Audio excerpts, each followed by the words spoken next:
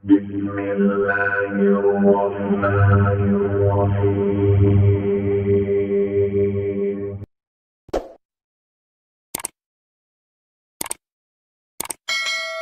akan bicarakan di malam hari ini adalah Nabi yang terakhir dari Nabi-Nabi Bani Israel.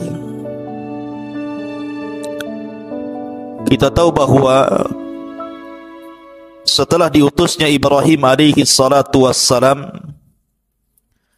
maka seluruh para Nabi dan Rasul kembali nasabnya kepada Ibrahim. Tidak ada satupun Nabi dan Rasul setelah Ibrahim kecuali nasabnya sampai kepada Ibrahim.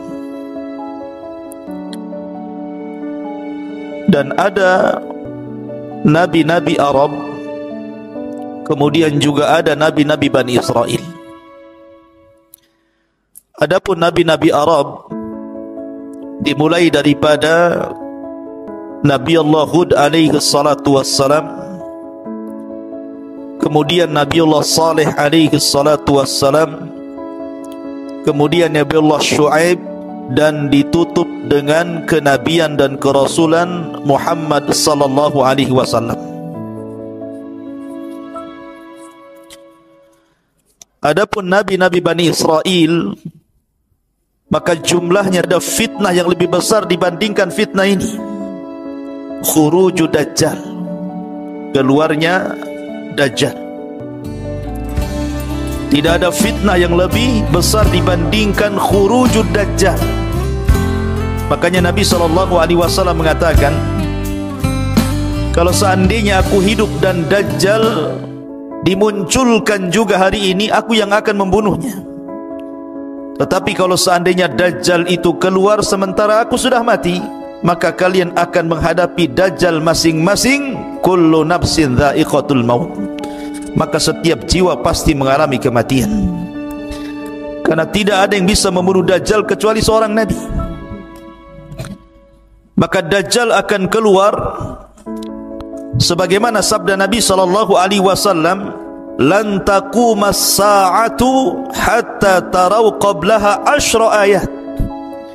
Tidak akan terjadi hari kiamat, kata Rasul, kecuali engkau melihat sebelumnya 10 tanda dari tanda-tanda kiamat besar. Kemudian Rasul menyebutkan yang pertama dukhan, munculnya asap tebal di langit. Yang kedua dabbah, binatang yang melata yang muncul dari perut bumi dan bisa bicara. Kemudian yang ketiga tulu'us syamsi min maghribiha, munculnya matahari dari arah barat. Kemudian yang keempat, kata Rasul, nuzulu Isa, turunnya Isa bin Maryam. Kemudian yang kelima, wa Ya'juj wa Ma'juj, keluarnya 2 kabilah besar, Ya'juj dan Ma'juj. Kemudian yang keenam, wa thalathatu khusuf, ada 3 gempa besar. Yang keenam gempa di arah timur, yang ketujuh gempa di arah barat, yang kedelapan gempa di Jazirah Arab. Kemudian kata Nabi SAW,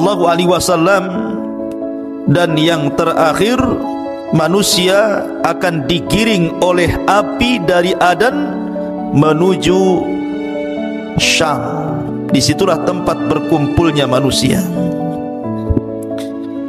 Ma'asyiral muslimin, di sini Nabi SAW menyebutkan nuzul Isa. Isa akan turun. Untuk apa Isa turun itu? Kenapa Isa turun di akhir zaman setelah diutusnya Nabi SAW? Apakah Isa akan mendakwahkan syariat Injilnya kepada manusia? Tidak. Tugas Isa turun bukan itu. Kata Nabi SAW, walladhi nafsi biyadi la yushikanna an yanzila fikum ibnu Maryam, demi zat yang jiwaku berada di tangannya, hampir-hampir Isa akan turun kepada kalian. Kana hakiman adalan, dia akan menjadi hakim yang adil. Fayaksiru salib, akan mematahkan salib. Wa yaqtulul khinzir, akan membunuh babi. Wa yada'ul jizyata, dan akan mengambil upeti. Kemudian Kata Nabi SAW, dan harta akan melimpah sampai-sampai sujud satu kali jauh lebih baik dibandingkan dunia dan isinya, karena banyaknya manusia yang kaya. Kemudian Abu Hurairah radhiyallahu anhu mengatakan, in syi'tum, kalau kalian mau, bacalah ayat wa im min ahlil kitab illa la yu'minanna bihi qabla mautihi. Dan nanti di akhir zaman sebagian besar ahli kitab akan masuk ke dalam Islam berkat dakwah Isa sebelum kematian Isa bin Maryam. Maka Isa ada hubung kait dengan kaum muslimin, karena dia yang akan membantu perang melawan Dajjal. Ketika kaum muslimin dipimpin oleh Muhammad ibn Abdullah atau dikenal dengan Imam Mahdi melawan tentara Dajjal yang diikuti 70.000 orang-orang Yahudi Asfahan lengkap dengan atributnya, tidak sanggup melawan mereka, sehingga Al-Mahdil Muntadhar dengan pasukan kaum muslimin yang sedikit bersembunyi di bukit di Palestina, sampai akhirnya mereka terkepung dengan tentara Dajjal. Akhirnya mereka mengalami kelaparan, sampai-sampai kepala sapi kalau seandainya ada jauh lebih baik dibandingkan dunia dan perhiasannya, saking kelaparannya. Akhirnya mereka mengatakan kepada Al-Mahdi, ya Imam, kalau kita tinggal di sini kita akan mati kelaparan, tapi kalau kita turun kita akan berperang melawan Dajjal, tentu kita akan dikalahkan. Tapi menurut kami mati syahid jauh lebih mulia dibandingkan mati kelaparan. Akhirnya kemudian tepat di waktu subuh, mereka sudah mempersiapkan pakaian-pakaian besi mereka, siap turun dari bukit itu melawan tentara Dajjal. Mereka sudah pasrah apapun yang terjadi. Tiba-tiba di waktu setelah azan, langit gelap, tiba-tiba terang, kemudian Isa turun diapit oleh dua malaikat. Kemudian turun di tengah-tengah pasukan itu, awalnya di Menara Putih sebelah timur Damaskus. Kemudian menjumpai para tentara yang sedang bersembunyi di bukit bertepatan dengan salat subuh. Karena Imam Mahdi sudah tahu ciri-cirinya sebagaimana sabda Nabi sallallahu alaihi wasallam, maka kaum muslimin tahu itu adalah Isa bin Maryam. Maka Imam Mahdi mengatakan, taqaddam ya Ruhallah, silahkan kau jadi imam solat kami wahai Isa bin Maryam. Tapi Isa menolaknya dan mengatakan, setiap kaum ada pemimpinnya, engkaulah yang maju jadi imam. Maka Imam Mahdi pun menjadi imam. Kemudian Isa solat di belakang Imam Mahdi mengikuti syariat Rasul sallallahu alaihi wasallam. Selesai solat, maka Isa mempersiapkan pasukan dan siap memimpin mereka. Kemudian mengusap wajah-wajah mereka, kemudian memberitahu derajat mereka di sorga. Kemudian Isa memberikan 3 pilihan kepada mereka. 1, kalau kalian mau, kalian tidak usah berperang. Aku akan berdoa kepada Allah, biar Allah mengutus pasukan yang bukan kalian, pasukan itu yang akan mengalahkan Dajjal dan para pengikutnya. Yang kedua, kalian tidak usah berperang. Aku akan berdoa kepada Allah subhanahu wa ta'ala, semoga Allah mengirim azab kepada mereka, sehingga azab inilah yang akan menghancurkan mereka, dan kalian tidak akan meninggal, kalian akan selamat. Dan yang ketiga, atau kalian siap perang, aku yang akan memimpin, aku yang akan memimpin kalian, dan aku akan berdoa pasukan Dajjal tidak sanggup untuk mengangkat pedang mereka. Akhirnya kemudian mereka memilih yang ketiga. Maka turunlah pasukan kaum muslimin dipimpin 2 manusia mulia, Al-Mahdil Muntadhar dan Isa bin Maryam. Kemudian berperang habis-habisan melawan Dajjal. Ketika Dajjal melihat Isa, Dajjal pun lari, karena tahu dia akan dibunuh oleh Isa. Lari ke barat, dikejar ke barat, lari ke timur, dikejar ke timur. Ketika Dajjal tidak ada tempat untuk berlari, tepat berada di tengah-tengah kota Israel. Disitulah kemudian Dajjal dibunuh di tangan Isa bin Maryam, ditebas kepalanya, kemudian kepalanya dilempar kepada pasukan orang-orang Yahudi. Ketakutanlah mereka. Ketika kemudian Dajjal meninggal dunia, Kemudian orang-orang Yahudi ketakutan, maka mereka lari tunggang langgang bersembunyi di batu. Tiba-tiba batu bisa bicara. Ya Muslim, Yahudi di belakang saya, bunuh dia. Sembunyi di pohon-pohon bisa bicara. Tidak ada satupun tempat persembunyian Yahudi kecuali bisa bicara, kecuali satu pohon yang sekarang sedang dilestarikan orang-orang Israel, namanya gharqad. Tidak mau bicara dia. Makanya orang-orang Yahudi nanam gharqad sampai hari ini. Pohon gharqad, pohonnya orang-orang Yahudi, sejenis cemara begitu, tapi cemara bukan gharqad, ya. Ma'asyiral muslimin, ikhwan akhwat yang dimuliakan Allah Azza wa Jal, maka ketika Dajjal meninggal, Isa bin Maryam memimpin kaum muslimin, berhukum dengan keadilan, mematahkan salib, membunuh babi, kemudian bumi kembali berkah sebagaimana permulaan ciptaannya. Sampai-sampai pohon delima, satu buah delima itu 10 orang bisa masuk ke dalam cangkangnya. Anda bisa bayangkan berapalah buah delima itu besarnya? Paling sekepal. Tapi di masa Isa bin Maryam, delima itu besar, sampai 10 orang bisa masuk ke dalam cangkangnya. Gimana isinya? Satu saja, satu butir antum sudah mencret, ya.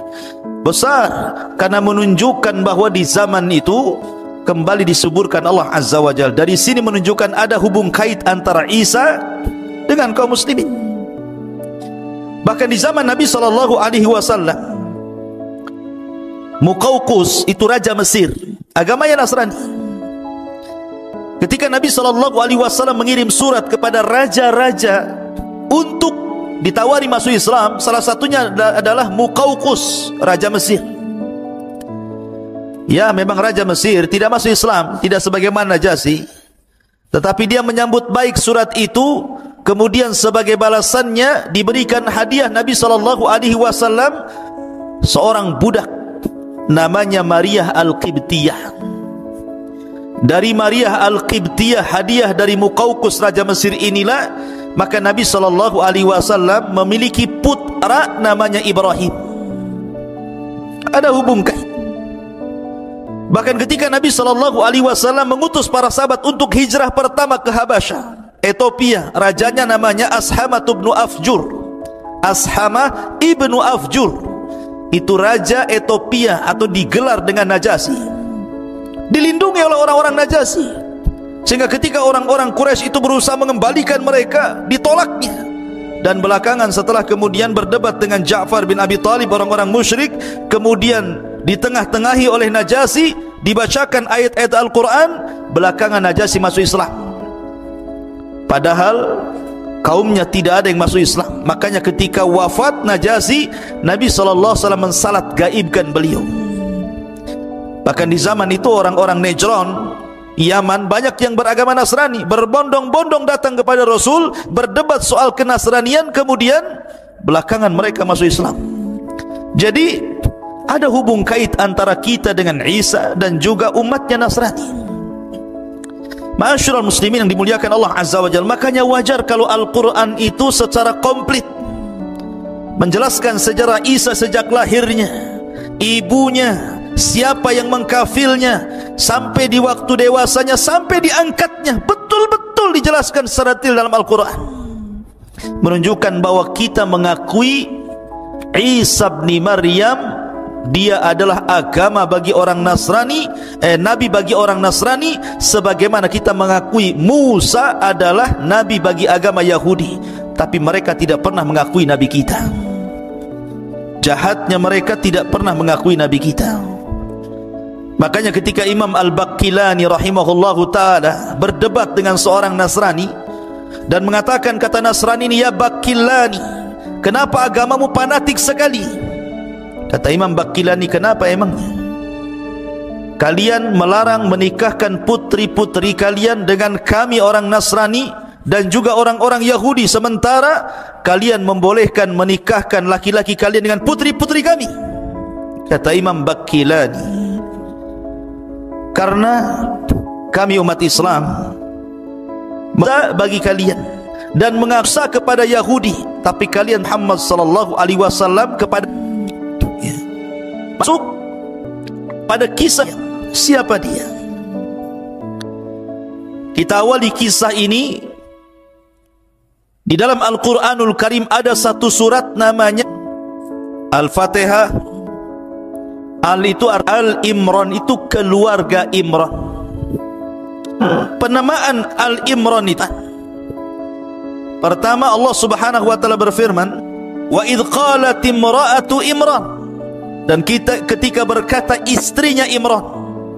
Al-Imran 30. Yang ketiga, Allah astafa Adam. Pertama dalam surah 2 Al-Imran 35 dan Al-Imran 3 beradik, bab dan Maryam, kakek daripada Isa bin Maryam. Ma'asyiral muslimin yang dimuliakan Allah Azza wa Jalla, baik, kita mulai kisah Israel, Bani Israel. Bani Israel itu terpecah menjadi dua kelompok di zaman itu. Ada Bani Israel yang saleh, taat dengan Allah, beribadah kepada Allah, mentauhidkan Allah, suci. Maka di situ yang memakmurkan Baitul Maqdis, itu pusat peribadatan orang-orang Nasrani. Disitulah Baitul Maqdis sang Imran. Keluarga Imran, ma'asyiral muslimin, Mansha Imran ibn Mansha ibn Daud, artinya masih keturunan ya, Hannah bintu Faqud. Allah takdir ketika Imran ini dan istrinya berjalan-jalan di padang pasir, kemudian beristirahat di bawah pohon, dia melihat akhirnya kepada Allah Subhanahu wa taala. Di antara nazarnya dia mengatakan sebagaimana, wa idh qalat imra'atu Imran fataqabbal minni innaka antas samiul alim. Dia mengatakan, ya Allah, kata istri Imran Hannah ini, aku bernazar kepadamu, kalau aku punya bayi, aku mengandung laki-laki, Baitul Maqdis, dan aku wakafkan dia hidup di Baitul Maqdis. Itulah nazarnya istri. Tetapi Allah Subhanahu wa taala qalat rabbi inni wada'tuha untha. Tapi ketika melahirkan, karena di saat itu kan enggak ada laki-laki ke perempuan gitu ya. Tapi kalau banci tak ada, laki-laki perempuan saja. Ya. Kok dia bukan salah ketika di perutnya? Ya. Apa namanya, Hannah ini tidak tahu kalau isi perutnya itu bayi laki-laki. Apa alasannya? Satu, karena laki-laki lebih kuat tenaganya dibandingkan perempuan. Yang kedua, melakukan khidmat dibandingkan perempuan, karena perempuan kan ada waktu haidnya. Kemudian yang ketiga, laki-laki itu tidak ada aib, bisa berkumpul dengan siapapun. Sementara perempuan kan tidak, nanti takut digoda, memfitnah dan begitu seterusnya. Kemudian yang keempat, tidak ada tuduhan bagi laki-laki. Kalau perempuan hamil saja dituduh kan begitu. Mana laki-laki hamil? Kecuali ada akangnya. Ya. Artinya bahwa bukan kanker, tumor ya. Jadi kenapa Hannah ini ingin punya anak laki-laki? Karena sebab-sebab tadi. Setelah keluar, rupanya bukan anak laki-laki, anak perempuan pula. Makanya kemudian Allah Subhanahu wa taala berfirman di sini, walaysa dzakaru kal untha, dan berbeda laki-laki, tidak sama dengan persamaituha Maryam, dan aku beri nama dia Maryam. Jadi Maryam itu yang memberi nama Allah sendiri. Dan ketika Allah mengatakan walaysa dzakaru kal untha, tidaklah laki-laki sama dengan perempuan, maknanya walaupun tapi dia bisa menjangkau semua laki-laki. Karena Rasul mengatakan kamula minar rijal kathirun, laki-laki sempurna itu banyak, tetapi perempuan yang sempurna itu cuma 4. Pertama, istrinya Fir'aun, Asiyah bintu Muzahim. Yang kedua, ibunda Isa, Maryam bintu Imran. Yang ketiga, Khadijah, istri Nabi sallallahu alaihi wasallam, zaujatun Nabi sallallahu alaihi wasallam. Dan yang keempat, Fatimah bintu Rasulullah. Inilah 4 wanita terbaik dunia. Salah satunya siapa? Salah satunya Maryam. Ya. Karena Maryam ini adalah wanita yang luar biasa. Wa inni sammaituha Maryam wa inni u'idzuha bika wa dzurriyyataha minasyaitonir rajim. Lihat bagaimana Allah janji membuat perlindungan kepada Maryam, dan sesungguhnya saya akan melindungi Maryam dan keturunannya dari setan yang terkutuk.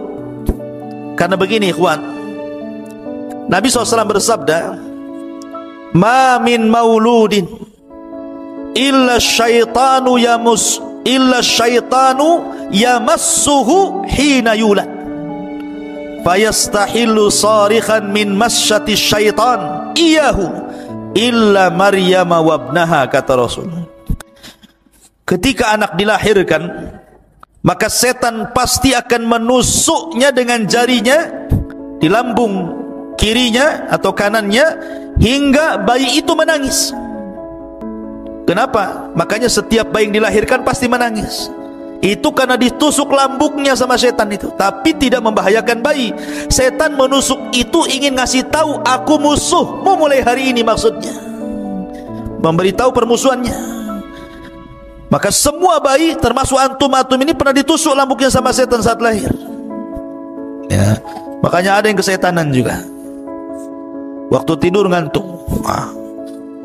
Ma'asyiral muslimin yang dimuliakan Allah Azza wa Jalla, kecuali 2 tidak pernah ditusuk setan saat lahirnya. Kata Rasul, illa Maryam wabnaha, kecuali Maryam dan putranya Isa bin Maryam. Allah lindungi dari syaitan. Makanya Allah Subhanahu wa taala mengatakan tadi, wa inni u'idzuha bika wa dzurriyyataha minasyaitonir rajim. Kemudian fataqabbalaha rabbuha biqabulin hasanin wa ambataha nabatan hasanan wa kaffaraha Zakaria. Maka Tuhannya menerima sebagai nazar dengan penerimaan yang baik dan mendidiknya dengan pendidikan yang baik, dan Allah menjadikan Zakaria sebagai pemelihara bagi Maryam bintu Imran. Jadi kisahnya seperti ini. Jadi ketika kemudian nazarnya diterima, lahirlah Maryam bintu Imran. Allah takdirkan saat hamil, Imran meninggal dunia. Artinya ketika Maryam lahir, dia menjadi wanita yatim karena ayahnya meninggal, sementara ibunya sudah tua, tidak sanggup merawatnya. Dan dia sudah bernazar untuk memberikan bayi yang baru lahir ini. Dalam riwayat ketika melahirkan saja langsung dibungkus, kemudian dibawa ke Baitul Maqdis, langsung diserahkan kepada Zakaria. Tetapi orang-orang di Baitul Maqdis, ahli ibadahnya, para ruhbannya tidak terima. Kami juga mau, wahai Zakaria, jangan engkau saja yang memelihara, karena itu anak dari orang suci Imran, keluarga terbaik dan termulia. Akhirnya kata Zakaria, gini saja, saya tidak bisa langsung memiliki bayi ini. Bagaimana kalau kita taruhan? Kumpulkan semua ruhban, semua padri-padri, semua pendeta-pendeta ahli ibadah, kita qur'ah, kita mengundi siapa yang berhak untuk mengkafil anak bayi Maryam ini. Akhirnya semua ubad pada datang dari mana-mana. Bagaimana caranya? Kata Zakaria, cara undian kita sepakati, masing-masing kalian bawa pena, bawa pulpen, bawa patelot, ya. Kemudian masing-masing kalian berdiri di tepi sungai yang deras. Maka berjejerlah para rahib, para pendeta, para padri, orang-orang ahli ibadah itu berjejer semua di tepian sungai. Kata Zakaria, kalau seandainya kolam kalian dilempar ke sungai itu hanyut, berarti kalian kalah. Tapi kalau pena kalian dilempar justru dia melawan arus, maka kalian menang. Akhirnya semua pena dilempar ke sungai itu, ya hanyutlah. Gimana? Pena dilempar ke sungai hanyut. Ternyata cuma satu yang tidak hanyut, justru dia melawan arus jalannya, penanya Zakaria. Lah ketika itulah maka Zakaria menang undian, maka dia berhak untuk mengkafil Maryam. Maka Zakaria dan istrinya akhirnya pun mengkafil merawat Maryam sedari kecil. betul-betul diletakkan di atas Baitul Maqdis, ruangan khusus di mihrab, tidak pernah keluar dari situ. Jadi betul-betul dirawat di situ saja, sedari kecil sampai kemudian agak besar. Ketika umur 10 tahun, ada peristiwa yang aneh. Ketika Zakaria kemudian masuk ke dalam mihrabnya, tiba-tiba kemudian di situ banyak makanan. Setiap hari ketika masuk ke mihrabnya banyak makanan. Makanan ini tidak tahu siapa yang ngantar, tiba-tiba ada saja di situ. Makanya disebutkan dalam Al-Quran, kullama dakhala 'alaiha Zakaria al-mihrab wajada indaha rizqa. Setiap Zakaria masuk ke dalam ruangan tempat ibadahnya Maryam, banyak makanan di situ. Anehnya lagi, makanan yang tidak ada di musim panas ada pula di musim panas. Makanan yang tidak ada di musim dingin ada pula di musim dingin. Artinya makanan yang belum ada musimnya sudah ada pula di situ. Zakaria ini kan juga diuji oleh Allah. Sudah lama menikah, istrinya mandul, tidak punya anak. Tapi ketika melihat peristiwa itu, Zakaria berpikir, kalau Allah sanggup mendatangkan makanan di musim dingin ada di musim panas, makanan di musim panas ada di musim dingin, masa Allah tidak bisa memberikan rizki anak kepadaku? Maka dia terus berdoa. Akhirnya istrinya Zakaria pun hamil, lahirlah Yahya ibn Zakaria. Itu nanti kisahnya. Tapi yang jelas bahwa Maryam kemudian tumbuh menjadi wanita ahli ibadah, ruku, sujud, tidak ada hari-hari kecuali beribadah kepada Allah subhanahu wa ta'ala. Sampai akhirnya Allah subhanahu wa ta'ala menguji Maryam, betul-betul diuji oleh Allah subhanahu wa ta'ala, di mana Maryam ini, ikhwatu fiddin, muliakan Allah azza wa jalla, ada yang mengatakan ketika usianya belasan tahun, 13 lebih begitu, Maryam ini ingin keluar buang hajat. Memang begitu, ya. Jadi ada sebabnya. Kalau Allah menghendaki sesuatu kan, idza aradallahu syai'an ahya asbabah. Kalau Allah menghendaki sesuatu kan Allah harus hidupkan dulu sebabnya tuh. Maryam keluar untuk buang hajat, menjauhi Baitul Maqdis. Tiba-tiba kemudian di tengah jalan dia dihadang oleh laki-laki tampan sekali. Laki-laki yang sangat putih, bersih, tampan, tiba-tiba menghadang Maryam. Allah subhanahu wa ta'ala mengatakan, wadhkur fil kitabi Maryam idzin tabadat min ahliha makanan syarqiyah. Ceritakan wahai Muhammad kisah Maryam di dalam Al-Quran ketika dia mengasingkan diri dari keluarganya ke tempat sebelah timur dari Baitul Maqdis. Fattakhadat min dunihi hijaba fa arsalna ilaiha ruhana fatamatsala laha basharan sawiyya. Lalu dia memasang tabir melindunginya, pakai pakaian yang tebal, tidak kelihatan apapun kecuali matanya.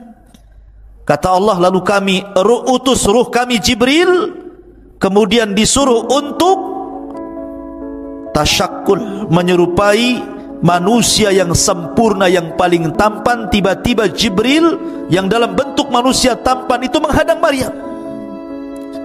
Lihat, Maryam tidak pernah melihat laki-laki di mihrabnya. Sekali diperlihatkan laki-laki tampan sekali. Kalau wanita di zaman sekarang langsung salaman, hai siapa namanya, jomblo atau apa gitu.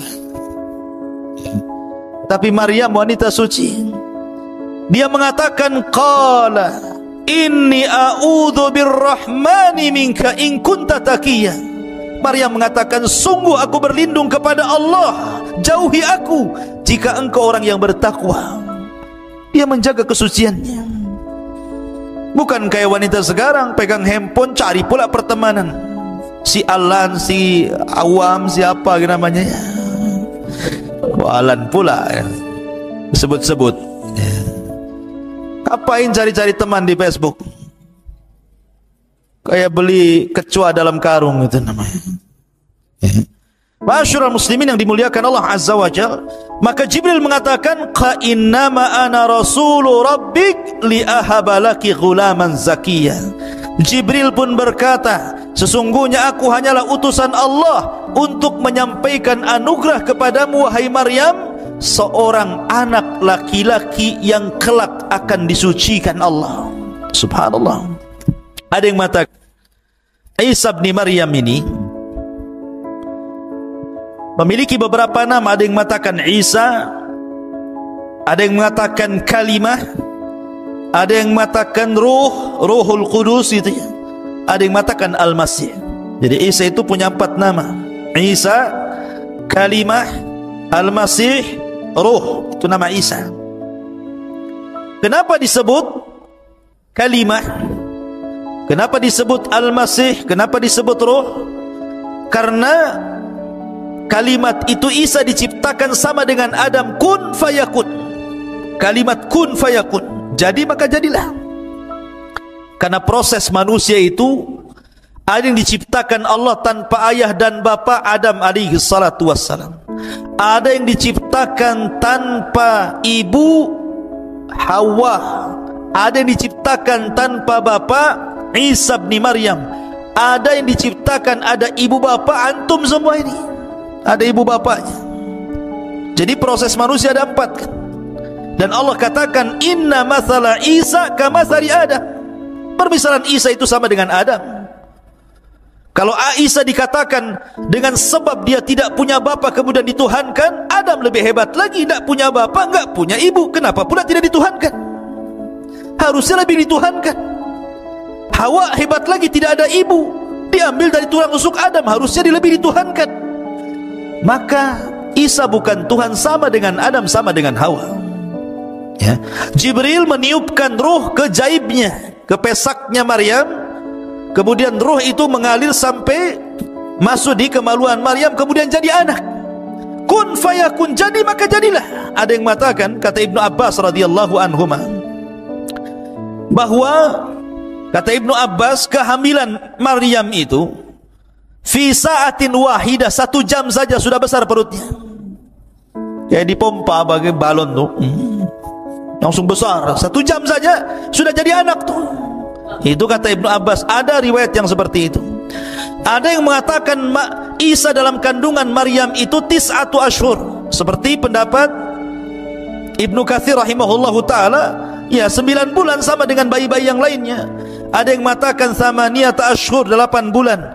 Ada yang mengatakan 6 ashur, 6 bulan. Jadi ada yang mengatakan 1 jam, ada yang mengatakan 9 bulan, ada yang mengatakan 8 bulan, ada yang mengatakan 6 bulan, dan ada yang mengatakan 1 jam saja. Tetapi Ibnu Katsir merojehkan Maryam sama dengan wanita-wanita yang lainnya 9 bulan mengandung Isa bin Maryam. Ketika dia mengandung, ikhwan, tentu seorang wanita berfikir dia tidak pernah berhubungan dengan laki-laki, disentuh pun tidak, tiba-tiba hamil. Apa yang akan dikatakan kepada manusia, ini bayinya siapa? Tentu orang-orang yang akan mengatakan Maryam berzina. Sama dengan wanita di zaman sekarang ingin seperti Maryam, punya anak gak jelas bapaknya ya. Jadi Maryam mengatakan, dia mengatakan, qalat anna yakunu li ghulamun wa lam yamsasni bashar wa lam aku baghiyah. Maryam berkata, bagaimana mungkin aku mempunyai anak laki padahal tidak pernah laki-laki menyentuhku dan aku bukan seorang pezina. Maka Allah katakan, qala kadzalika qala rabbuk huwa alayya hayyin wa linaj'alahu ayatan linnas wa rahmatan minna wa kana amran maqdiyya. Maka Jibril memberitahu, demikianlah Tuhanmu berfirman, hal itu mudah bagiku, dan agar kami menjadikannya suatu tanda kebesaran Allah bagi manusia dan sebagai rahmat dari kami, dan hal itu adalah sesuatu urusan yang sudah diputuskan. Memang begitu takdirnya wahai Maryam, memang takdirnya seperti itu, harus hamil.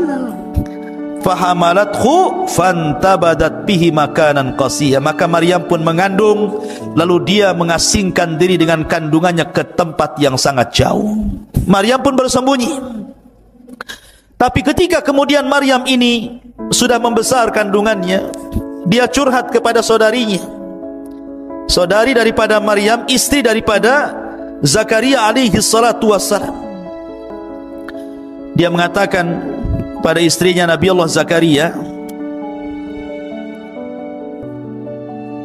bagaimana mungkin aku bisa hamil? Bagaimana mungkin aku bisa hamil? Sementara tidak ada satupun laki-laki yang menyentuhku. Maka kata istrinya Zakaria, masih saudarinya Maryam, dia mengatakan, inni ara ma fi batni yasjudu lima fi batnik. Wahai Maryam, sama-sama hamil. Dia lahir nanti Yahya, sementara Maryam lahir Isa. Kata istrinya Zakaria, sesungguhnya bayi yang ada di perutku sujud kepada bayi yang ada di perutmu, katanya. Ini ta'zim. Di zaman dulu boleh sujud seperti ta'zim, tapi syariat Islam tidak boleh. Sampai-sampai akhirnya ada orang soleh, sangat soleh, namanya Yusuf An-Najjar. Itu orang soleh yang hidup di Baitul Maqdis. Dia mikir bagaimana Maryam bisa hamil. Dia takut kalau orang-orang kemudian menuduh Maryam dengan tuduhan macam-macam, sementara Maryam sudah dikenal wanita suci kala itu. Akhirnya kemudian kata Yusuf An-Najjar berdialog dengan siapa? Dengan Maryam. Kemudian mengatakan kepada Maryam bintu Imran rahimahullahu ta'ala, ya Maryam, inni sa'iluki an amrin fala ta'tajili alayya. Wahai Maryam, saya ingin bertanya kepadamu tentang perkara, sebuah urusan, jangan tergesa-gesa jawabnya. Fala ta'tajili alayya, jangan tergesa-gesa jawabannya. Qalat, kata Maryam, apa itu? Kata Yusuf An-Najjar, hal yakunu qad syajaratun min ghairi hab. Maryam, adakah ceritanya pohon tumbuh bukan dari bijinya, tahu-tahu tumbuh saja? Wa hal yakunu zar'un min ghairi badrin, apakah ada semacam padi atau yang lainnya tiba-tiba tumbuh tanpa biji? Wa hal yakunu waladun min ghairi ab, ataukah ada seseorang anak lahir tanpa bapak? Maryam paham dengan pertanyaan itu. Tapi Maryam cerdas dan mengatakan, adapun perkataanmu, apakah mungkin pohon tumbuh tanpa ada biji dulu, ataupun mungkin padi-padian tiba-tiba tumbuh tanpa ada benih? Maka Maryam mengatakan, bagaimana dahulu ketika Allah menciptakan pohon, apakah juga dari biji? Tentu tidak, kun fayakun. Adapun kemudian kalau seandainya kau mengatakan adakah anak kemudian lahir tanpa ayah, ya, Adam alaihi salatu wassalam lahir tanpa ayah, bahkan tanpa ibu. Hawa lahir tanpa ibu. Kalau seandainya aku mengandung tanpa ayah, ini keajaiban dunia, apa salahnya? Dari sini kemudian Yusuf An-Najjar mempercayai apa kata-kata Maryam ini, kemudian berusaha untuk menutupi dari orang-orang dan menasihati agar Maryam saat kelahiran keluar dari Baitul Maqdis jangan ada yang tahu. Subhanallah, ketika kandungan sudah membesar, tentu orang akan malu. Seorang wanita pasti malu.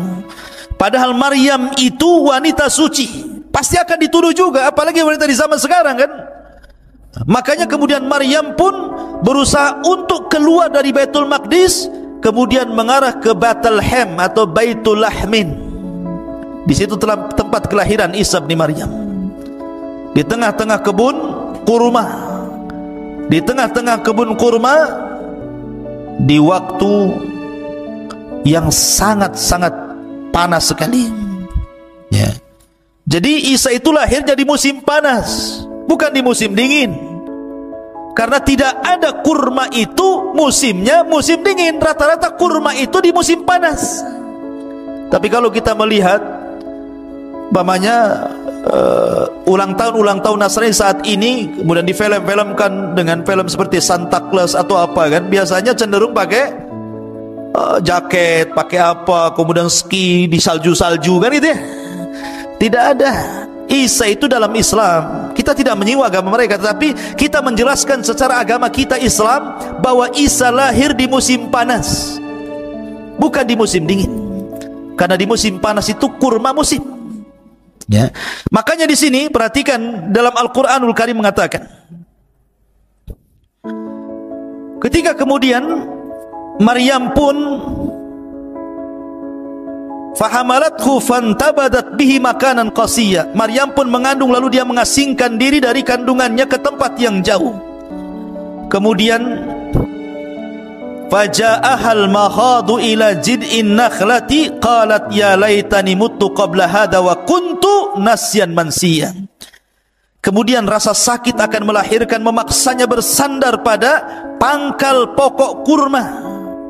Maryam pun berkata, wahai, betapa baiknya aku mati sebelum ini dan aku menjadi seorang yang tidak pernah diperhatikan dan dilupakan manusia. Malu dia di sanjung-sanjung Bani Israel, wanita suci, tiba-tiba kemudian hamil tanpa bapak.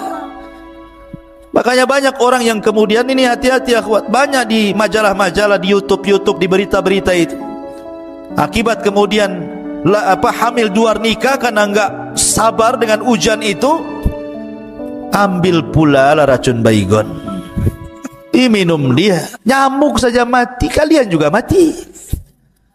Ada yang ambil tali, ditariknya tambang, diikatnya di lehernya. Jadi Maryam itulah hati perempuan. Makanya jangan coba-coba. Maryam saja yang jelas-jelas tidak berzina, dia mengatakan lebih mati saja kan itu, daripada tuduhan orang. Apa kata manusia, apa kata orang. Fanadaha min tahtiha alla tahzani qad ja'ala rabbika tahtaki sariyya. Maka Jibril berseru kepadanya dari tempat yang rendah, janganlah engkau bersedih hati wahai Maryam, sesungguhnya Tuhanmu telah menjadikan anak sungai di bawahmu. Allah sudah mempersiapkan kelahirannya. Ada sungai kecil di bawahnya, kemudian bersandar di pohon kurma. Pohon itu pula lagi berbuah, rutobnya lagi ranum-ranumnya. Kemudian wahazzi ilaik bijid'in nakhlati tusaqit alaiki rataban janiyya. Wahai Maryam, goyangkanlah pohon kurma itu ke arahmu, niscaya pohon itu akan menggugurkan buah kurma yang masak kepadamu. Fakuli washrabi wa qarri ainan fa imma tarayinna minal bashari ahadan faquli inni nadartu lirrahmani sauman fala ukallimal yawma insiya. Makanlah Maryam, minumlah Maryam, bersenang hatilah wahai Maryam. Jika engkau melihat seseorang, maka katakanlah, sesungguhnya aku telah bernadar berpuasa untuk Tuhan yang Maha Pengasih, maka aku tidak akan bicara dengan siapapun pada hari ini. Lahirlah Isa bin Maryam, dimudahkan kelahirannya, tidak ada bidannya, lahir sendiri begitu. Ya, kalau wanita sekarang sibuk cari bidan, saat sibuk ke rumah sakit dikontrol, enggak, Allah mudahkan semuanya, enggak ada bidannya, lahir begitu saja. Tapi jangan kemudian dicoba-coba. Saya ingin kayak Maryam lahirnya lah, sendiri saja. Gimana caranya? Siapa yang nari? Masyarul muslimin yang dimuliakan Allah Azza wa Jalla, harus ada bidannya, minimalnya dukun lahir, biar ada yang ngopeni bayinya. Masyarul muslimin yang dimuliakan Allah, iwan akhwat yang dimuliakan Allah Azza wa Jal. Kemudian setelah Maryam melihat Isa putranya, kemudian tumbuhlah rasa sayang seorang ibu kepada anaknya. Tapi dia bingung, dia masih di kebun kurma masalahnya. Ini kalau saya pulang ke Baitul Maqdis, apa kata manusia? Tapi bagaimanapun itu bukan tempat dia di situ. Tidak mungkin dia hidup di pohon kurma, di kebun-kebun kurma. Tetap dia harus balik ke Baitul Maqdis. Fa'atat bihi qaumaha tahmiluhu qalu ya Maryam laqad ji'ti syai'an fariyya. Maryam pun kemudian kembali ke Baitul Maqdis. Kemudian orang-orang pun mengatakan sesuatu. Kemudian dia Maryam membawa bayi itu kepada kaumnya dengan menggendongnya. Mereka kaumnya berkata, wahai Maryam, sungguh engkau telah membawa sesuatu yang sangat keji. Bayi siapa itu? Hampir-hampir mereka melempari Maryam, kemudian merajamnya. Tapi Maryam sudah dibimbing oleh Allah, jangan bicara. Datang gendong bayi, kalau ditanya itu bayi siapa, jangan bicara, isyaratkan saja telunjukmu ke bayi itu biar dia yang menjawabnya. Biar dia yang menjawabnya. Jadi setiap Maryam, itu bayi siapa? Nggak bisa jawab, kan nggak boleh bicara. Ya, jadi diisyaratkan aja ke bayinya. Maka kemudian apa yang terjadi? Fa asyarat ilaihi, maka Maryam menunjuk kepada anaknya. Mereka mengatakan, kaifa nukallimu man kana fil mahdi sabiyya. Hei Maryam, kau punya akal enggak? Kami akan bicara dengan anak kecil yang masih dalam ayunan, macam mana caranya?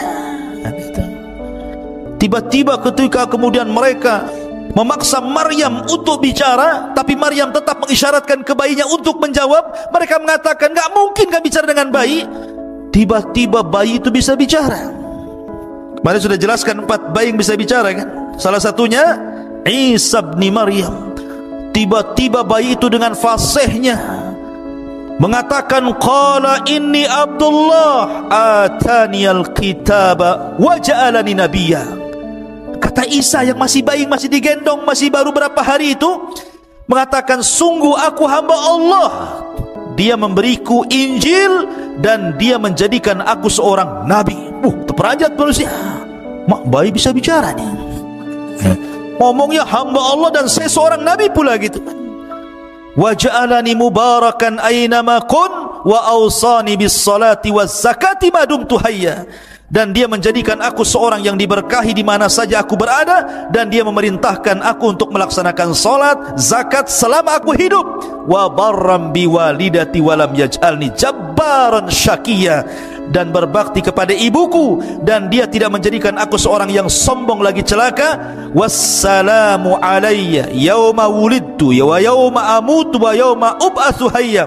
Dan kesejahteraan semoga dilimpahkan kepadaku pada hari kelahiranku, pada hari diwafatkanku, dan pada hari aku dibangkitkan kelak oleh Allah Azza wa Jal. Dzalika Isa bin Maryam qaulul haq alladzi fihi yamtarun. Itulah Isa bin Maryam mengatakan perkataan yang benar yang mereka ragukan kebenarannya. Kagetlah orang-orang, Isa itu kok bisa bicara. Dari sinilah kemudian orang-orang yang baik-baik ini kan karena bicara dengan orang-orang baik. Masalahnya yang ada di Baitul Maqdis bukan orang-orang jahat. Kalau ketahuan orang Yahudi sudah dibunuh Isa sejak kecil. Makanya kemudian mereka pun berusaha untuk menyembunyikan Maryam dan putranya. Disuruh hijrah ke Mesir. Hijrah ke Mesir. Kemudian setelah hijrah ke Mesir, ketika usia Isa itu sudah 13 tahun, balik lagi ke Baitul Maqdis. Dan orang-orang pun sudah melupakan kisah dulu karena sudah 13 tahun masalahnya. Disinilah Allah Subhanahu wa ta'ala tampakkan kepada Isa bin Maryam banyak mukjizat yang disaksikan manusia sedari kecil sampai diangkatnya menjadi Nabi dan Rasul. Jadi suatu ketika, jadi kelahirannya saja sudah mukjizat sebenarnya. Jadi Isa itu sendiri mukjizat dalam perut Maryam, lahirnya juga mukjizat. Ya. Jadi suatu ketika namanya anak-anak, kemudian main-main sama anak-anak, lainnya antum main-main sama kawan-kawan antum. Kemudian Isa pun menebak, di kulkas rumahmu itu pasti banyak buah-buahan. 1 ada nangka, 2 ada durian, 3 ada ini, 4, 5 ikan asin juga ada di situ, umpamanya. Ditebak-tebak gitu kan. Jadi anak ini pulang, betul pula di rumahnya ada makanan yang disebutkan Isa. Yang ini juga sama, pulang ke rumah kok betul gitu kan. Maka orang-orang menyangka Isa itu membawa sihir. Tetapi itu bukan sihir, itu mukjizat dari Allah Subhanahu wa ta'ala. Terkadang Isa ini main-main, ambil tanah, kemudian dikual-kual, dibuat kepala burung, sayap burung, kemudian kaki burung, ditutup, hidup burung itu terbang. Coba bayangkan, bangga hebat itu.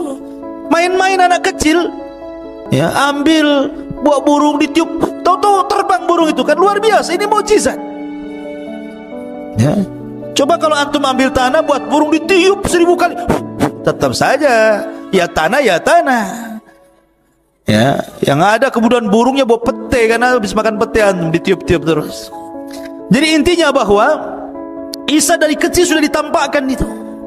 Sampai-sampai akhirnya ada orang sakit buta, sini, diusap, sembuh dia. Ya, ada penyakit kulit, penyakit kurap gitu ya kan, diusap sembuh dia penyakitnya, abrosnya sembuh. Jadi Isa bisa mengobati. Sampai akhirnya ada kasus, ada orang meninggal, kemudian orang mengatakan carilah Isa, kasih tahu siapa pembunuhnya, hidupkan dia lagi katanya. Akhirnya dia datang, diusap, karena izin Allah hidup. Siapa yang bunuh kau? Si Anu. Oh, itu sudah. Sampai ada raja yang baru meninggal, pembesar yang baru meninggal, jenazahnya lewat di antara Nabi Isa, dan orang mengatakan, ya Isa, hidupkan ini raja kami. Akhirnya Isa berdoa kepada Allah, dihidupkan kembali karena izin Allah.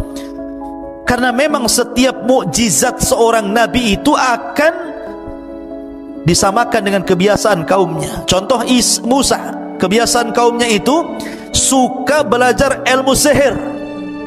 Jadi madrasah-madrasah sihir di zaman Nabi Musa itu luar biasa. Madrasah Harry Potter atau apa itu namanya. Ya. Tukang-tukang sihir itu. Ya, jadi ada madrasahnya, ada sekolahnya itu. Makanya kemudian Allah berikan kepada Musa mukjizat yang sama dengan mereka, tapi bukan sihir, lebih hebat dibandingkan tukang-tukang sihir. Lah di zaman Isa itu juga sama. Itu dunia perobatan luar biasa. Banyak ditemukan obat-obatan herbal-herbal yang bisa mengobati yang dulunya penyakit luar biasa, dianggap penyakit biasa, akan ditemukan obat-obatannya. Maka Isa harus lebih daripada kemampuan perobatan kaumnya. Bukan hanya bisa mengobati orang buta penyakit kulit, tapi bisa menghidupkan orang mati karena izin Allah Subhanahu wa ta'ala. Itu kan bukan perobatan, itu mukjizat namanya. Tetapi ikhwatu fiddin yang dimuliakan Allah Azza wa Jalla, tetap saja jangankan Bani Israel yang kufur, yang melawan dan menentang dakwah Nabi Isa bin Maryam, orang-orang Hawariyun, qala man ansari ila Allah, qala al-hawariyuna nahnu ansarullah. Orang-orang Hawariyun itu jumlahnya 12 orang. Itu para sahabat Isa yang khullas, betul-betul orang pilihan Isa bin Maryam. Sama dengan Rasul mengatakan ketika bersabda tentang Zubair bin Awam, sesungguhnya hawari umat ini adalah Zubair bin Awam, kata Rasul. Rasul punya hawariyun sebagaimana Isa juga punya hawariyun. Rasul punya sahabat-sahabat pilihan seperti 10 orang yang dijanjikan masuk surga, al-asyaratul mubasyiruna bil jannah. Jadi orang-orang hawariyun ini, ketika Isa bin Maryam diangkat menjadi Nabi dan Rasul, kemudian mendakwai orang-orang dan banyak yang kemudian mengikuti Isa, maka orang-orang Hawariyun menyaksikan bagaimana mukjizat tampak di hadapan mereka. Tapi masih juga kemudian mereka terkadang minta yang aneh-aneh kepada Isa.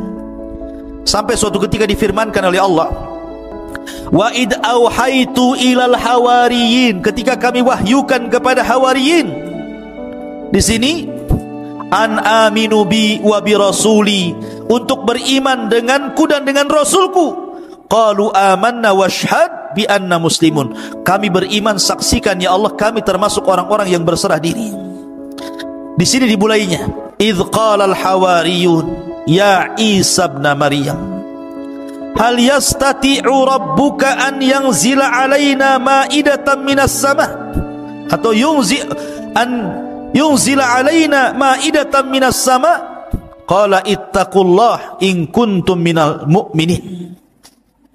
Mereka mengatakan, ya Isa, apakah engkau bisa menyuruh Rabbmu untuk menurunkan kepada kami makanan dari langit? Ini yang ngomong Hawariyun, orang-orang pilihan Isa, bukan orang-orang luar, orang-orang yang ahli ibadah, orang yang taat kepada Allah, dan orang yang sangat dekat dengan Isa. Mereka mulai bicara seperti umat sebelumnya, Bani Israel yang di zaman Nabi Musa yang suka degil itu, mulai lagi dia muncul degilnya itu. Dia mengatakan, ya Isa, kami bukan tidak beriman kepadamu, tapi biar tenanglah hati kami. Kalau coba sekali-kali kau turunkanlah makanan itu, minta kepada Tuhanmu biar makanan itu dari langit saja turun. Sekali-kali kita pengen makan dari langit, bukan dari warung. Ya. Akhirnya kemudian qalu nuridu an na'kula minha, kami ingin makan darinya. Wa natma'innu qulubuna, agar kami tenang hatinya. Sampai kepada Isa kemudian mengatakan, qala Isa ibn Maryam Allahumma rabbuna anzil alaina ma'idatan minas sama nakunu lana idan li awwalina wa akhirina. Dalam riwayat Isa mengatakan baik, tapi syaratnya kalian harus puasa 30 hari. Berpuasalah 30 hari mereka. Setelah puasa mereka lapar. Ya Isa, tolonglah datangkan makanan dari langit, kami sudah lapar ini. Maka Isa pun berdoa, ya Allah, turunkan kepada kami makanan dari langit, dan kami akan jadikan itu Id bagi yang awal-awal dan akhir. Ini yang pertama dan terakhir, kata Isa. Warzuq wa anta khairur razikin. Berikan rizki kepada kami dan engkau sebaik-baik pemberi rizki. Tapi apa kata Allah? Baik, inni munazziluha alaikum, saya akan turunkan makan itu untuk kalian. Faman yaghfur ba'du minkum fa inni u'adzibuhu adzaban la yu'adzibuhu ahadan minal alamin. Nanti siapapun yang kufur setelah ini, ku azab dia dengan azab yang tidak pernah dirasakan siapapun di alam semesta ini. Ketika mendengar itu, ketakutan tuh Bani Israel. Tapi kadang mereka sudah minta dan akan dikabulkan. Ternyata kalau mereka sampai kufur setelah kejadian ini, setelah mereka makan makanan itu, akhirnya mereka dapat ancaman azab. Ketika betul-betul turun itu, banyak sekali itu makanan itu, cukup untuk Bani Israel itu makan banyak sekali macam-macam makanan. Orang-orang Hawariyun yang meminta justru ketakutan makan, kemudian melihat saja dari jauh. Sampai akhirnya datanglah manusia fuqara wal masakin dari mana-mana, akhirnya menyerbu makanan itu, kemudian barulah mereka ikut makan. Subhanallah, setelah makan, rupanya makanan itu obat. Yang setruk jadi waras, yang asam urat hilang asam uratnya, yang kolesterol hilang kolesterolnya, yang pincang jadi tegak jalannya. Pokoknya jadi obat semuanya. Ya, kalau yang bodoh ya tetap bodoh lah, harus belajar. Takkan makan jadi pintar, ya kan? Kalau bodoh-bodoh saja, kecuali belajar. Ya, Masyarul muslimin yang dimuliakan Allah Azza wa Jal. Akhirnya kemudian setelah kejadian itu mereka tidak minta lagi. Peristiwa-peristiwa seperti ini timbullah hasad kepada orang-orang Romawi, karena ketika itu Palestina dikuasai oleh Romawi, oleh orang-orang Romawi. Dilaporkanlah kepada sang raja Romawi bahwa ada orang yang semakin hari semakin banyak pengikutnya, dikhawatirkan lama-lama banyak pengikutnya dan akan menumbangkan anda wahai sang raja. Wah, dikompor-kompori. Akhirnya sang raja pun emosi. Siapkan pasukan, tangkap orang itu yang buat gaduh itu, tangkap, maksudnya Isa bin Maryam. Maka dikirimlah banyak pasukan mencari Isa. Isa pun bersembunyi bersama 12 orang Hawariyun. Ada yang mengatakan bahwa yang membocorkan tempat persembunyian adalah salah satu dari Hawariyun itu sendiri. Ya, luar biasa. Akhirnya kemudian ketika Isa sudah merasakan, Jibril sudah tahu bahwa tentara sudah tahu tempat persembunyiannya, mereka tidak mungkin bisa lari dari situ dan pasti akan dibunuh. Isa pun berpesan kepada Hawariyunnya. Apa pesan Isa bin Maryam? Kata Isa kepada Hawariyunnya, wahai Hawariyun, man arada minkum an yakuna aqrabu minni fil jannah yulqa alaihi syabahi wa yujadu makani wa yu'khadu makani fayuqtal fayakunu rafiqi fil jannah. Kata Isa, siapa di antara kalian yang ingin kedudukannya dekat denganku di sorga, maka Allah akan samakan wajahnya dengan wajahku, maka dia akan menduduki tempatku, kemudian akan dibunuh, maka dia akan menjadi temanku di sorga. Siapa di antara kalian? Tidak ada yang mau, karena jelas mau dibunuh masalahnya. 12 orang ini. Tiba-tiba yang paling kecil usianya bangkit, saya wahai Isa, katanya. Isa nggak mau yang paling kecil. Diulang lagi kalimat itu, tetap dia lagi, dia lagi. Baik, karena kau sudah memilih hal itu, maka aku akan berdoa kepada Allah, wajahmu agar mirip dengan wajahku. Maka Allah subhanahu Isa pun mengusap wajahnya dengan izin Allah, miriplah wajahnya. Maka sebelum Isa naik ke langit, ditidurkan dan diangkat ke langit, maka Isa berpesan kepada yang masih setia itu, berdakwalah kau ke masing-masing daerah. Jangan satu daerah berpencar kemana-mana. Dakwahkan ajaranku kepada mereka, tauhidkan manusia, sembahlah Allah, jangan menyekutukan Allah macam-macam. Maka ketika kemudian orang-orang yang disuruh satu persatu lari, Isa tinggal sendiri dan orang yang diserupakan tadi, maka Isa pun Allah tidurkan. Setelah itu Allah subhanahu wa ta'ala angkat ke langit. Lah ketika Isa diangkat ke langit, maka pasukan datang menangkap orang yang diserupai itu, kemudian diarak, kemudian disalib, kemudian dibunuh. Kemudian orang-orang Yahudi mengatakan, qatalna Isa ibn Maryam, kami sudah membunuh Isa ibn Maryam. Maka Allah bantah, wa ma qataluhu wa ma sallabuhu walakin syubbiha lahu bal rafa'ahu Allahu ila sama, kata Allah. Isa tidak dibunuh, Isa tidak disalib, bahkan Isa diserupakan, bahkan Isa diangkat ke langit. Dan nanti akan turun di akhir zaman untuk membunuh Dajjal, mematahkan salib, membunuh babi, berhukum dengan hukum keadilan, dan akan membalikan keberkahan di alam semesta sampai akhirnya Allah wafatkan Isa bin Maryam di akhir zaman. Ketika Isa diangkat ke langit, ibunya bersedih. Ibunya tahu ini anaknya Maryam, ini bersedih. Bagaimana mungkin anakku disiksa dan disalib? Karena dia tidak tahu kalau Isa itu diangkat. Dia sangka bahwa itu adalah ibn Maryam. Maryam pun menangis sepanjang malam. Akhirnya Allah subhanahu wa ta'ala memberitahu Maryam bahwa putranya diangkat ke langit dan kondisinya baik-baik. Dari situ akhirnya barulah kemudian Maryam bintu Imran meninggal dunia. Ada yang mengatakan kalau versi mereka, versi orang-orang di luar Islam, bahwa Maryam pun diangkat setelah meninggal, diangkat ruh dan jasadnya ke langit. Tetapi pendapat yang kuat, sebagaimana disebutkan dalam tafsir ataupun dalam Al-Bidayah wan Nihayah, ada yang mengatakan bahwa Maryam bintu Imran dikubur di Palestina,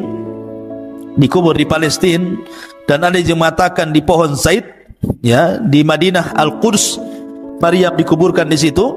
Tapi Isa bin Maryam tidak diwafatkan, tapi diangkat ke langit. Dan ini akidah Al-Quran, dan akan diturunkan di akhir zaman, dan kelak meninggal setelah membunuh Dajjal. Dan dia satu di antara tanda-tanda alamat kiamat yang besar.